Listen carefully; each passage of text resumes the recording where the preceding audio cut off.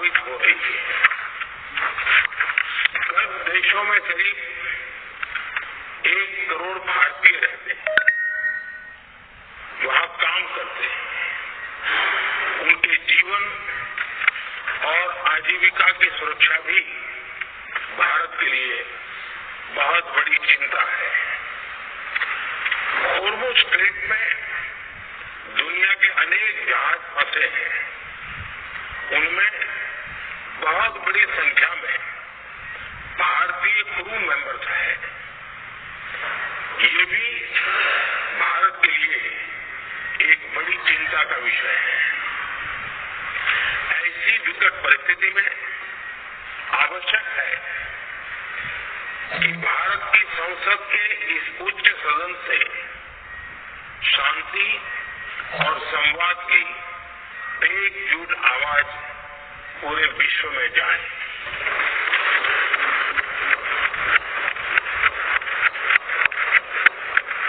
सभापति जी, युद्ध की शुरुआत के बाद से मैंने पश्चिम एशिया के ज्यादातर देशों के राष्ट्राध्यक्षों के साथ 2 राउंड फोन पर बात की है। हम गल्फ के सभी देशों के साथ लगातार संपर्क में हैं।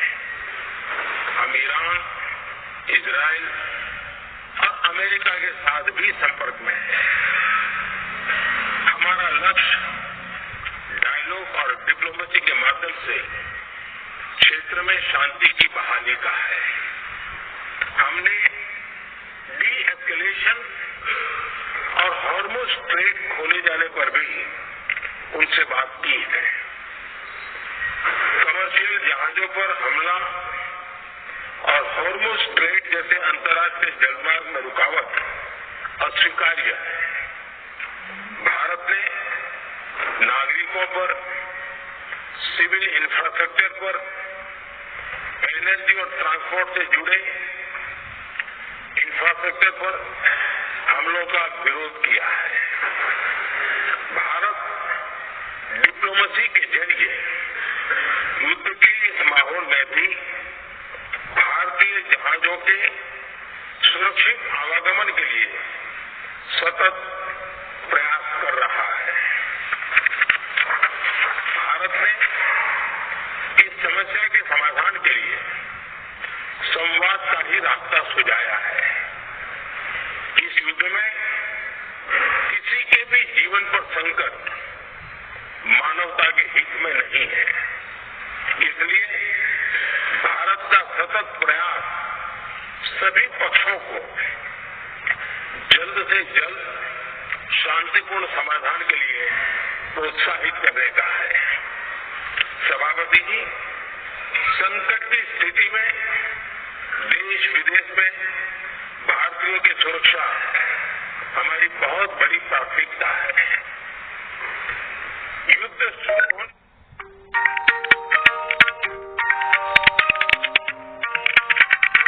के बाद से लेकर अब तक 3,75,000 से अधिक भारतीय सुरक्षित भारत लौट चुके हैं।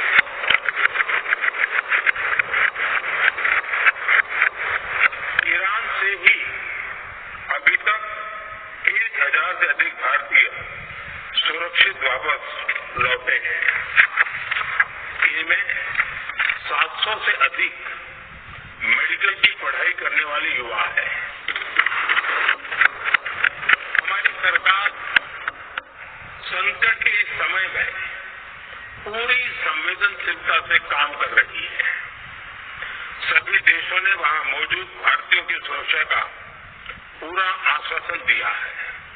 हालांकि ये बहुत दुखद है कि हमलों के कारण कुछ भारतीयों की मृत्यु हुई है और कुछ घायल भी हुए हैं।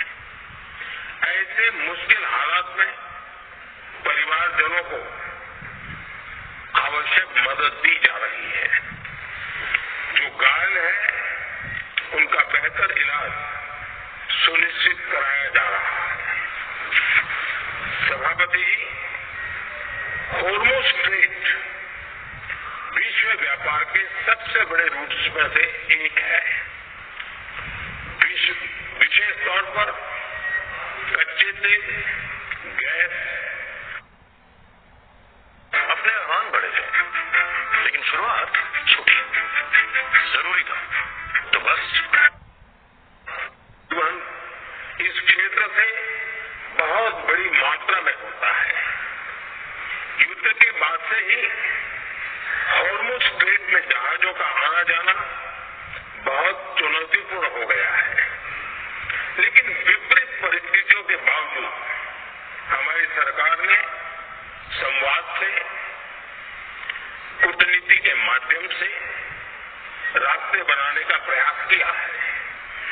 प्रयास ये है कि जहां से भी संभव हो वहां से तेल और गैस की सप्लाई भारत पहुंचे। ऐसी हर कोशिश के नतीजे भी देश देख रहा है। बीते कुछ दिनों में दुनिया के अनेक देशों से कच्चा तेल और एलपीजी से भरे जहाज भारत आए हैं।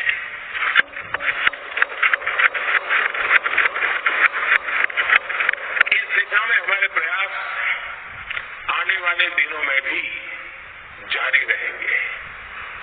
सभापति जी, भारत का प्रयास है कि तेल हो, गैस हो, फर्टिलाइजर हो, ऐसे हर जरूरी सामान से जुड़े जहाज भारत तक सुरक्षित पहुंचे। लेकिन इस युद्ध से बनी वैश्विक परिस्थितियां अगर लंबे समय तक बनी रहती है तो गंभीर दुष्परिणाम तय है।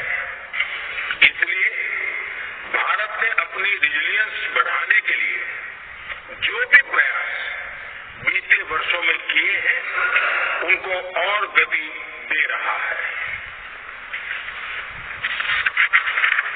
सभापति जी, कोई भी संकट हो वो हमारे हौसलों और हमारे प्रयास दोनों की परीक्षा लेता है।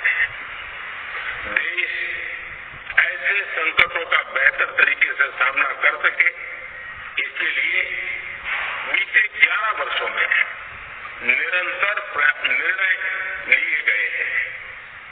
एनर्जी इंपोर्ट का डाइवर्सिफिकेशन ऐसे ही प्रयासों का हिस्सा है। पहले क्रूड ऑयल, एलएनजी, एलपीजी ऐसी एनर्जी जरूरतों के लिए 27 देशों से इंपोर्ट किया जाता था। वहीं आज भारत 41 देशों से एनर्जी इंपोर्ट करता है। बीते दशक में भारत ने संकट के ऐसे ही समय के लिए कच्चे तेल के भंडारण को भी प्राथमिकता दी है। हमारी तेल कंपनियां संकट के समय के लिए काफी मात्रा में पेट्रोल और डीजल का भंडार रखती है। बीते 11 वर्षों में 53 लाख मीट्रिक टन से अधिक का स्ट्रेटेजिक पेट्रोलियम रिजर्व भी डेवलप किया गया है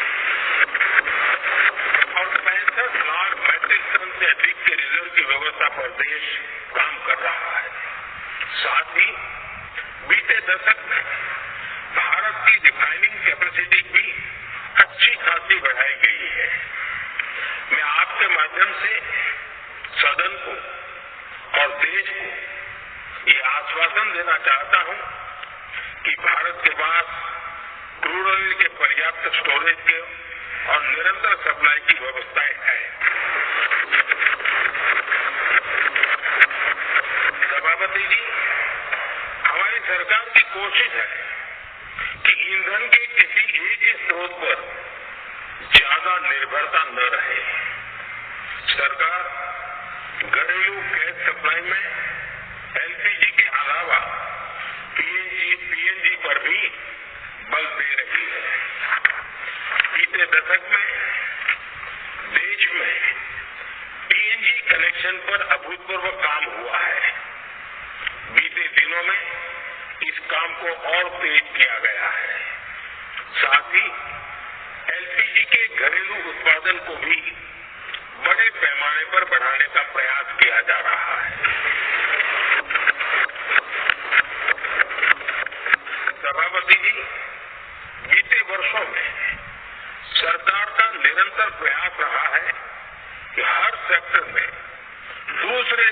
आत्मनिर्भरता कम से कम हो, हम ज्यादा से ज्यादा आत्मनिर्भर हो, यही एकमात्र विकल्प है। जैसे भारत का 90% से अधिक ट्रेड विदेशी जहाजों पर होता है।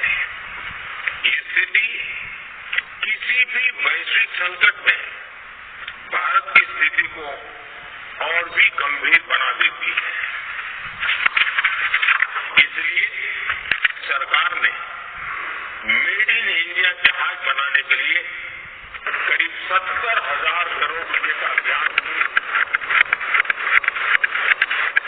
भारत आज ship building, ship breaking, maintenance and overhauling ऐसी हर सुविधा के निर्माण पर तेज गति से काम कर रहा है। भारत अपने डिफेंस सेक्टर को भी अधिक रेजिलिएंट बना रहा है। बीते दशक में किए गए प्रयासों से भारत आज अपनी जरूरत के अधिकांश हथियार भारत में ही बना रहा